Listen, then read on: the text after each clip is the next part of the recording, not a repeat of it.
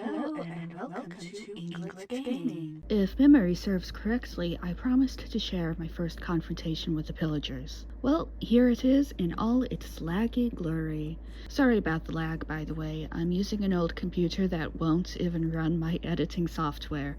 The sooner I get this channel monetized, the sooner I can get a new computer. So, I was farming trees when I saw, well, it took me a second to realize, hey, there's a pillagers.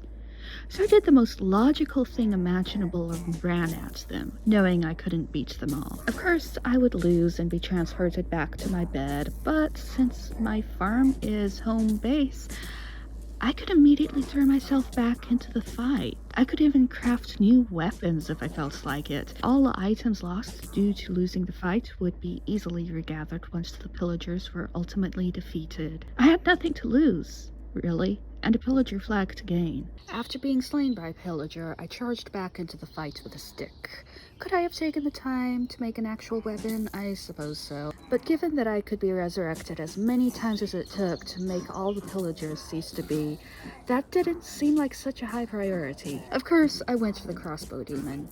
There's hardly any point fighting any other pillagers if one of them with a crossbow has you in their sights. After being sent to my not-quite doom yet again, I charged almost directly back into the fray. I did take time to find the stick I'd lost. Couldn't be bothered to take time to make an actual weapon apparently, but I was quite happy to retrieve a stick. And then went after the one with the crossbow again, fighting my way through my wheat field. It was right about this time that I realized there was more than one pillager with a crossbow. Refusing to accept defeat at being vanquished yet again, I charged weaponless out of my front door, around my tiny wheat field, and sought out a pillager to challenge to the fisticuffs. We fought beside the orchard, trading blows, and...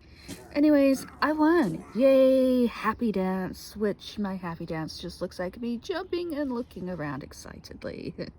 I gathered up my supplies that I dropped during the pillagers' initial onslaught, then promptly put the pillager flag on the front of my home, as a warning to all mobs that I am not to be messed with. Or at least, they'd best avoid me when I'm on home ground and able to throw myself directly back into any fights. Away from home, however, facing an unpleasant mob can have a very different ending. Just a little teaser about next week's video. Hit the like button and subscribe.